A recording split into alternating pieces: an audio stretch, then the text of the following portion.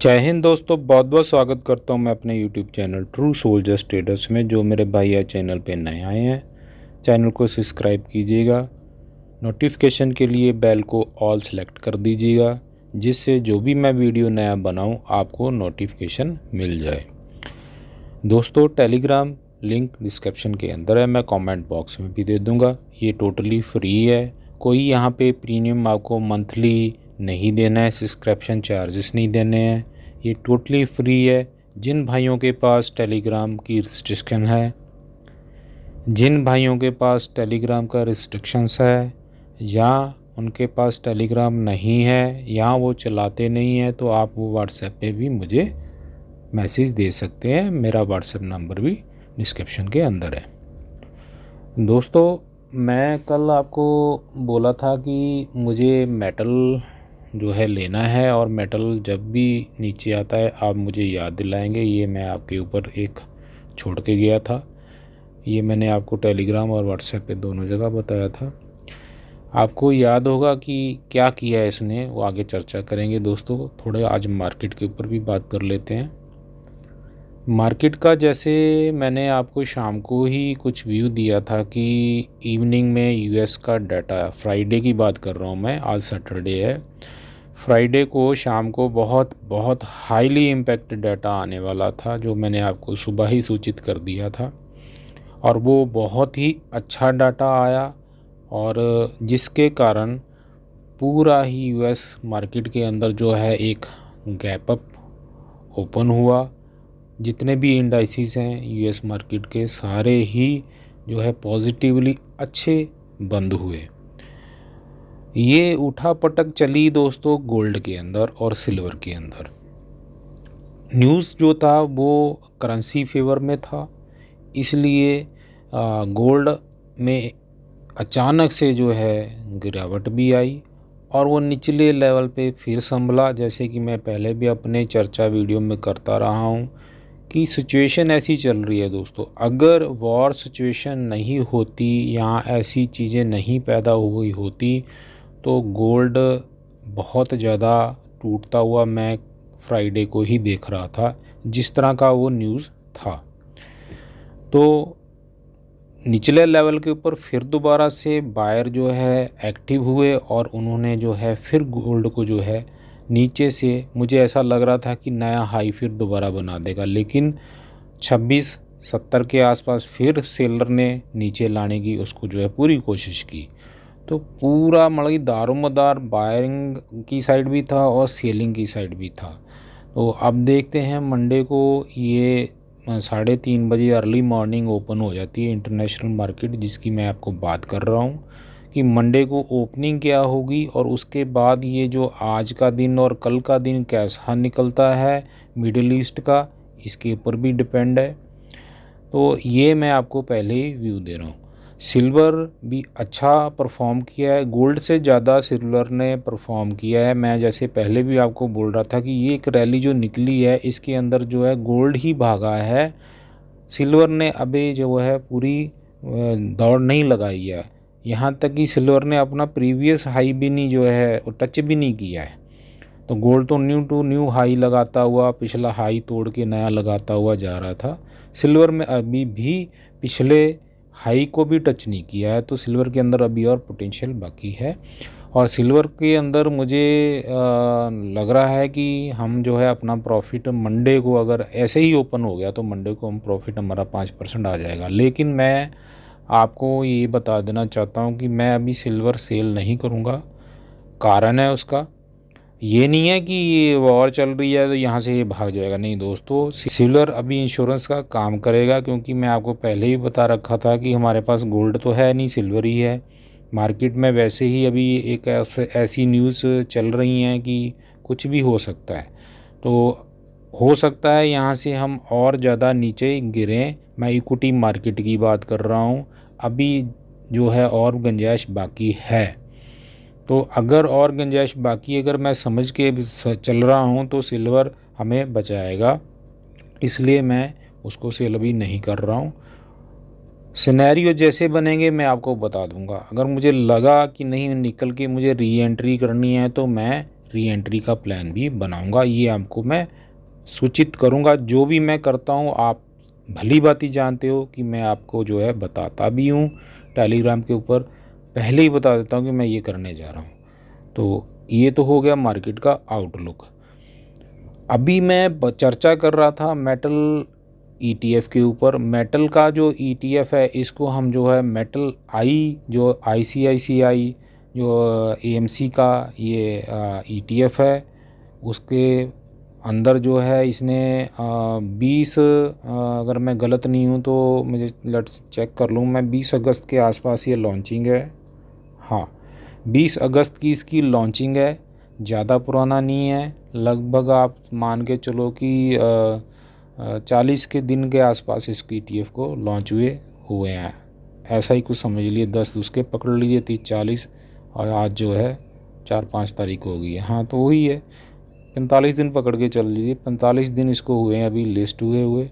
तो ज़्यादा पुराना ETF नहीं है, लेकिन मेटल इंडेक्स पहले से है मार्केट के अंदर। इस चीज़ को आप ध्यान दीजिएगा। तो ये एक ऐसा ETF है जो लॉन्च होते ही अच्छा चला है। आपको ध्यान होगा कि मैंने आपको बोला था कि इसको 9 के ऊपर हम लेंगे, और ये भी ध्यान होगा कि ये 1 पैसे से हमारा ऑर्डर प्लेस नहीं हुआ था। इसका उस दिन का डे लो था 9.01, जो कि मैं आपको यहाँ दिखाऊंगा। ये सितंबर महीने का ही है।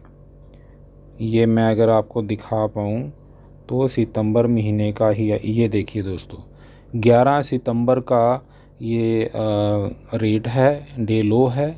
और यहाँ पे मैंने आपको बोला था कि हम जो है इसके ऊपर जो है प्लेस करेंगे 9 के ऊपर, और अनफॉर्चुनेटली ये जो है वहाँ से ही निकल गया, और ऐसा निकला कि यहाँ से 14-15% भाग चुका है। तो ऐसा नहीं है कि ये एक ऐसा ETF है कि नहीं भी ये इसको सोचना है, विचारना है। नहीं दोस्तों, मेटल मैं पहले बोल रहा हूँ, मेटल की जो चर्चा मैंने पहले भी की हुई है कि मेटल एक ऐसी कमोडिटीज़ है कि ये कोई फसल नहीं है कि बीज बो दो और ये उग जाएगा 6 महीने में, साल में आपको फसल दे देगा। नहीं, मेटल्स जितने होते हैं ये इनको जो है ज़मीन के अंदर ढूंढना पड़ता है, खंगालना पड़ता है, निकालना पड़ता है। बहुत ज़्यादा ये जो है ना, इनकी डिमांड भी है, और हर साल इनकी डिमांड बढ़ती हुई जा रही है, क्योंकि कंज्यूमर ज़्यादा हो गए, हमारी आबादी बढ़ती जा रही है। तो उस हिसाब से हमें मेटल्स की ज़रूरत पड़ेगी। और मेटल्स आपको मुझे बताने में कोई हर्ज नहीं है कि कहाँ कहाँ यूज़ होता है। हम जो है सुबह से उठते हैं रात तक हम जवारा जो है इन्हीं के ऊपर डिपेंड है, मेटल्स के ऊपर ही। तो मेटल्स की बहुत ज़्यादा आगे जो है आपको अपॉर्चुनिटी मिलेगी इसमें इन्वेस्टमेंट करने की, और इसमें आप लॉन्ग टर्म व्यू भी बना के जा सकते हो कि इसमें जब भी आपको 2% 2.5% नीचे भी मिलता है, आप इसमें जो है अपनी SIP के रूप में भी इसको जो है इन्वेस्टमेंट करो। जिनको आगे 10-15 साल आगे लेके जाना है। कुछ मेरे पास सवाल आते हैं कि सर ऐसा कोई ETF बताओ जो लॉन्ग टर्म के लिए ठीक हो। तो ये भाई बना ही इसीलिए, पकड़ लो इसको, और इसका फ्यूचर बहुत ही ब्राइट है दोस्तों। ये ऐसी चीज़ें हैं, एक कुछ भी हो जाए, देखो कंजम्पशन की चीज़ें कभी भी आपको नीचे आने नहीं देंगी। अगर दुनिया कायम है तो ये कायम है, अगर दुनिया ख़त्म हो गई है तो ये भी ख़त्म हो गए हैं। तो इस चीज़ को आप ध्यान में रखिएगा। बाकी रही बात, ये इसके अंदर कुछ ज़्यादा डाटा नहीं है, देख पा रहे होगे आपकी अभी 40-45 दिन का तो ये जो है लॉन्चिंग है। तो इसके ऊपर मत जाना कि ये सर ये क्या वो क्या, लेकिन मैं आपको डे 1 से इसकी लिस्टिंग से डिलीवरी दे रहा हूँ। आप डिलीवरी देखिए, कितनी शानदार डिलीवरी उठ रही है दोस्तों इसकी। इतनी शानदार डिलीवरी नंबर्स में आ रही है कि बहुत बढ़िया डिलीवरीज आ रही है, और इसका जो है वॉल्यूम्स भी अच्छा आ रहा है। तो ना तो डिलीवरी में कोई दिक्कत आ रही है, ना वॉल्यूम में कोई दिक्कत आ रही है। तो इसको जो है अपने पोर्टफोलियो में हमने जगह देनी है। अब देखते हैं कि ये कहाँ पे हम अपना इसको जो है ख़रीदते हैं। मैं तो चाह रहा था कि दोबारा 9 के आस आ जाए, लेकिन बहुत मुश्किल है कि ये अभी दोबारा मिलेगा। फिर भी देखते हैं, प्लान करते हैं। अभी चर्चा कर लेते हैं कि इसके अंदर कौन कौन से शेयर आते हैं और ये क्या क्या करता है, किस तरह करता है, इसका डिस्ट्रीब्यूशन क्या है। तो दोस्तों सबसे बड़ा सवाल का जवाब आपका ये भी मैं दे देता हूँ कि जो स्टॉक बोलते हो ना आप, इतने अच्छे स्टॉक डाइवर्सिफाई करके इस ETF ने मेटल के अंदर ले रखे हैं। इसके अंदर जो है लार्ज कैप भी आ जाता है, मिड कैप भी आ जाता है, स्मॉल कैप भी आ जाता है, कि मल्टी कैप लेके आप बैठ गए हो और जो है सीधा डायरेक्ट नहीं इनडायरेक्टली आपने जो है एक ETF के माध्यम से जो है मेटल के अंदर जो है मेटल के टॉप 15 शेयर का पोर्टफोलियो आपने बना लिया। एक बकेट की आप जो है बना के बैठ गए हो। इतना अच्छा इसका जो है पोर्टफोलियो 15 स्टॉक का बनता है। उसके ऊपर ही हम चर्चा करेंगे आगे कि कौन कौन से स्टॉक हैं, कितना कितना इसका जो परसेंटेज एलोकेशन किया हुआ है। और ये आप नहीं कर सकते दोस्तों, इसीलिए जो है ना ये एक बैठे हुए हैं ETF के जो बनाने वाले धुरंधर, उन्होंने अपने आप इसको जो है रिव्यू करते रहते हैं किसको कम करना है, किसको ज़्यादा करना है। जिसकी अच्छी परफॉर्मेंस आएगी उसको जो है वो बढ़ा देंगे, जिसकी कम परफॉर्मेंस आ रही है उसका कम कर देंगे। तो ये एक ETF में ही हो सकता है, हम नहीं कर सकते, क्योंकि हमें इतनी ना तो हमारे पास टाइम है और ना ही हमारे पास ये कला है कि हम कौन सा पिक करें कौन सा ना करें। तो चलता हूँ दोस्तों, इसका जो है ओवरऑल व्यू देता हूँ मैं कि कौन कौन से इसके जो है स्टॉक के ऊपर चर्चा करते हैं।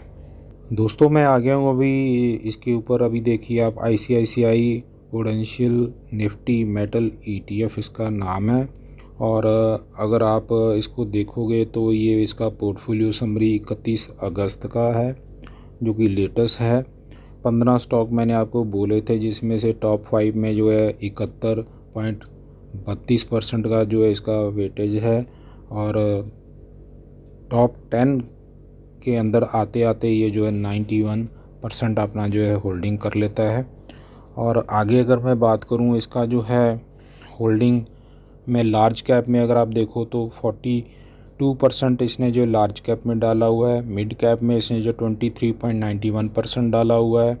और जो है स्मॉल कैप के अंदर इसने जो है लगभग 11.25% इसकी होल्डिंग है। आगे इसके 15 स्टॉक के ऊपर मैं चर्चा करता हूँ कि कौन कौन से स्टॉक है। ये भी आप देखोगे 31 अगस्त से अपडेटेड है। टाटा स्टील, जो कि आपको पता ही है सबसे चर्चित स्टील का जो है एक कंपोनेंट है, और इसके अंदर इसकी जो है होल्डिंग है 18.86% की। हिंडाल्को इंडस्ट्री के अंदर इसकी जो 15.35% की होल्डिंग है। JSW स्टील 13.45% की होल्डिंग है। इंदानी इंटरप्राइजेज 11.86% की होल्डिंग है। वेदांता 11.80% की होल्डिंग है। जिंदल स्टील एंड पावर 5.34% की होल्डिंग है। APL Apollo tubes limited 3.89%, Jindal stainless limited 3.82%, NMDC limited 3.81%, steel authority of India जिसको हम सेल भी बोलते हैं 2.90% holding, national aluminium 2.86% holding, Hindustan zinc 1.90% holding, Hindustan copper 1.64%, Welspun corporation limited में इसकी जो है 1.39% की होल्डिंग है। बहुत अच्छा इसका जो है होल्डिंग है दोस्तों, बहुत शानदार होल्डिंग है। टाइम आने पे इसको पक्का मैं अपने पोर्टफोलियो में जगह दूंगा। और इसको जो है लॉन्ग टर्म लेने के लिए मैं दोबारा बोल रहा हूँ, लॉन्ग टर्म लेने के लिए कोई हर्ज नहीं है। इसके अंदर लॉन्ग टर्म भी बनाया जा सकता है पोर्टफोलियो में। और अच्छे लेवल के ऊपर जो है एक बार बाइंग कर लो और बीच में ऐड करते रहना एज़ पर डिसिप्लिन। किसी को जो है अगर इसमें प्रॉफिट बुक करनी होगी तो प्रॉफिट बुक भी समय समय पे कर सकता है। और स्विंग में कोई दिक्कत नहीं है दोस्तों, मैं यही बोलता हूँ स्विंग में अगर आप स्विंग करोगे तो आप ज़्यादा, मेरा खुद का ये एक्सपीरियंस है, स्विंग में अंदर ज़्यादा पैसा हम बना पाते हैं। क्योंकि लॉन्ग टर्म अपनी जगह ठीक है, लॉन्ग टर्म भी अच्छी बात है, ख़राब नहीं है। और हर तरह का जो है एक ट्रेडर होता है, तो चाहे उसमें एज फैक्टर भी आते हैं, किसी के साथ जो है कोई यंग है, कोई मिडिल एज के अंदर है, कोई सीनियर एज के अंदर है, तो हर प्रकार के जो है जोखिम वाला उसी स्थिति होती है। और उसी के साथ जो है फंड्स का भी इशू होता है। जो कोई सेल्फ एम्प्लॉय है, कोई अपना गवर्नमेंट जॉब वाला है, कोई प्राइवेट जॉब वाला है, कोई बिजनेसमैन हो सकता है, किसी का अपना काम हो सकता है, खेती खियानी कुछ भी हो सकता है ना। तो हर किसी का अपना अपना फ़ंड भी है। तो उस हिसाब से जिसका कम फंड होता है वो मुझे कई बार बोले हैं कि सर फंड कम होने की वजह से हम मतलब कि प्रॉपर नहीं बना पाते पोर्टफोलियो को। तो आप धीरे धीरे अपना जो है पोर्टफोलियो बिल्ड करते जाओ। मैं तो हर बार यही बोलता हूँ आपको कि यहाँ पे भागदड़ नहीं कोई मचाना है, आप करो ना। आप 22 ट्रेडिंग सेशन है दोस्तों, 22 ट्रेडिंग सेशन में आपको कितने ऐसे दिन मिल जाएंगे जब आपको मार्केट जो है 1% आपका ETF 1.5% 2% नीचे जा रहा है। लगाओ ना उसमें पैसा, किसने रोका है? कोई इसमें डरने वाली बात नहीं है, लगाओ, खुल के लगाओ पैसा। वो आपका धीरे धीरे धीरे धीरे बनते देखो आप 6-7 महीने 1 साल के अंदर अच्छा पैसा बन जाएगा। फिर प्रॉफिट बुक कर लेना, अगर आपको रखना है तो रख लेना, तो कोई दिक्कत नहीं है। पर डिसिप्लिन किसी तरीके से बनाओ। जहाँ तो मैं भाई स्विंग में डिसिप्लिन बनाऊंगा, जहाँ मैं लॉन्ग टर्म के लिए डिसिप्लिन बनाऊंगा, लॉन्ग टर्म में मैं कैसे SIP करनी है उसके ऊपर भी जो है मैं क्या डिसिप्लिन रखूँगा, ये सारा आपके ऊपर है। ठीक है दोस्तों। तो पैसा बचाओ पहले। पैसा को बचाने का तरीका यही है कि जो आपने जहाँ पे इन्वेस्ट कर दिया वही आपका बच गया। नहीं तो भाई आज ये है, आज वो है, इधर चले जाते हैं, ये खा लेते हैं, इसी में ज़िंदगी निकल जाएगी और बुढ़ापा फिर मुश्किल हो जाएगा आपको। तो ये क्या बताऊँ, आप खुद समझदार हो। ठीक है, तो स्वस्थ रहिए, सुरक्षित निवेश कीजिए। जय हिंद दोस्तों।